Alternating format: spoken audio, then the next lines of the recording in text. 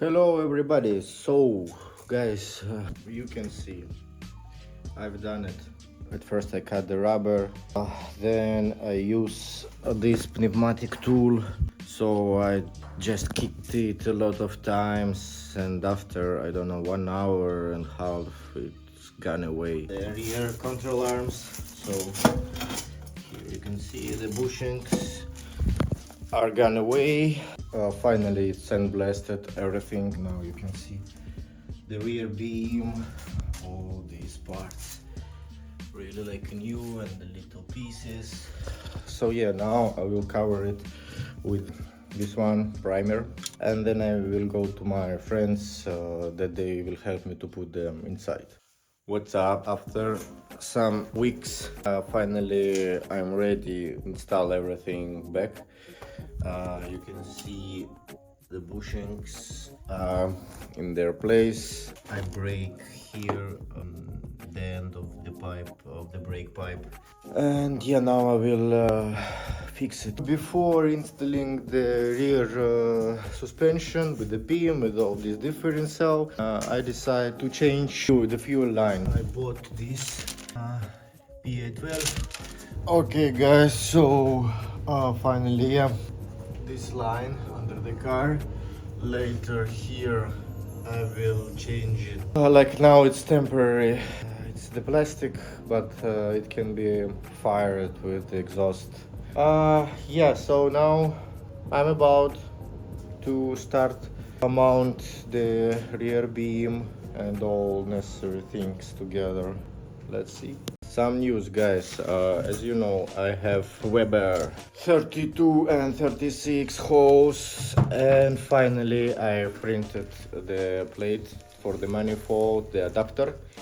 And yeah, after I will finish with suspension, we'll start to install it on the engine.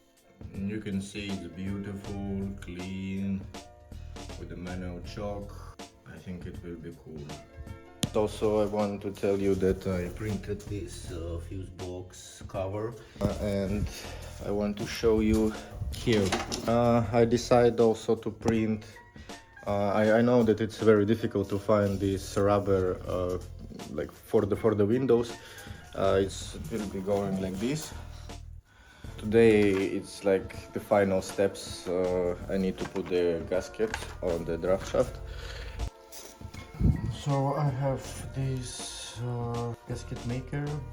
Now I need to put it under the cap. I will take a little bit of degreaser.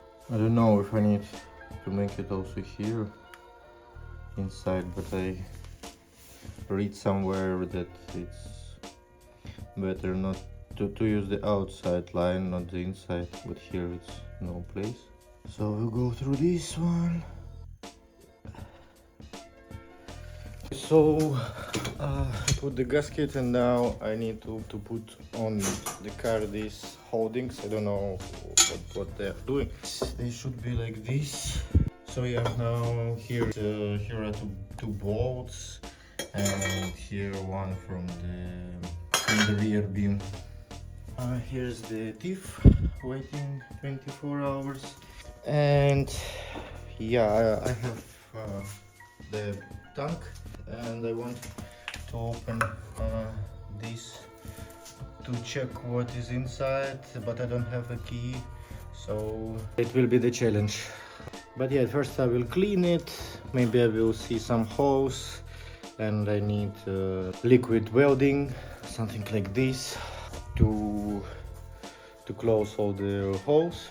And yeah, also I need to use the liquid welding here on the exhaust. Oh, so I clean it little bit, let's say, because now you can see, but I don't know, I spent maybe 1 hour, and I kill about two brushes like this, and yeah, you can see how it's rusty, dirty. And this is the front side. Here it's the same everywhere. I will put rust remover for the night, and then tomorrow we'll see if it will help or not. What's up? It's another day, and I can tell you that the rust remover was done its job, and I think it's quite good. So yeah, now I want to open this cap, and when I will reverse what's inside, I will cover it with the primer, and yeah, then I will cover it with some paint. I don't know, maybe the black one, the simplest. Oh, it's a little bit strange. I don't know what is this. Maybe somebody knows. Just left a comment.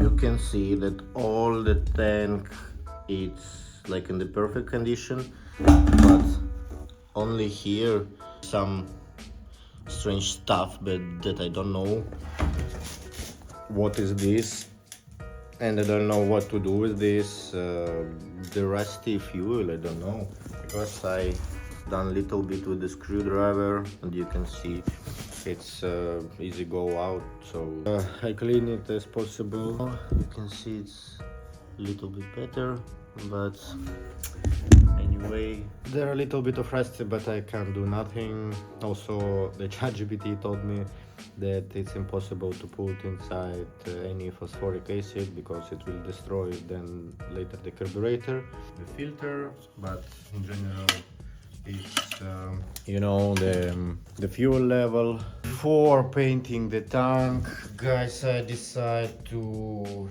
fulfill the differential. I used GL4. Be sure that this is GL4, not GL5, and 80W90. It takes 1 liter and 700 grams to make it full. Here is the place where I will install the differential right now.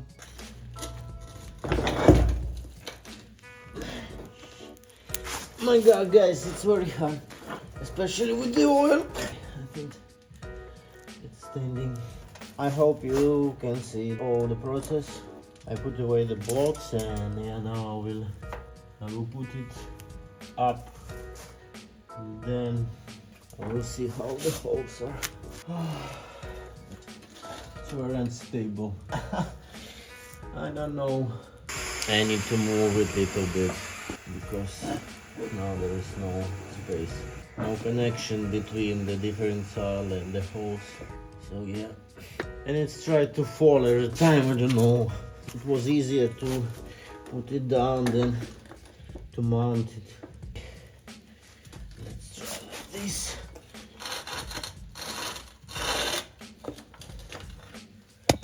Holy shit, guys! Here I'm missing, you can see, maybe 10 millimeters that I cannot put it in the hole, and yeah, I miss that length. So yeah, now I need to put it again down and to put something here, maybe make it upper. So yeah, and it's very heavy, I cannot lift it with the hands, so anyway, I need to think how to install it here. So after several times and a lot of bad words, here is on the place, here is on the place, and all others on the place. So yeah, now I need to fix them, and I think that's it for today. What's up? So guys, today I already installed control arms, and here was the problem. Maybe I missed with the position of the bushing, because here it's a big distance and here it's not, so I kicked it a lot of time, and yeah, then it's installed on the other side. So here is the same thing, and the same problem was here. And yeah, now it's time to install the brakes. Oh, guys, this is the last one video of this series about the rear beam. Drum pads on the place, everything on the place. So only one thing that I need to put the tank and the draft shaft. Yeah, the next series will be about the transmission. I will make the revision of it, change the oil, and do all these things. Thanks you for watching this one, and see you again, guys. Ciao.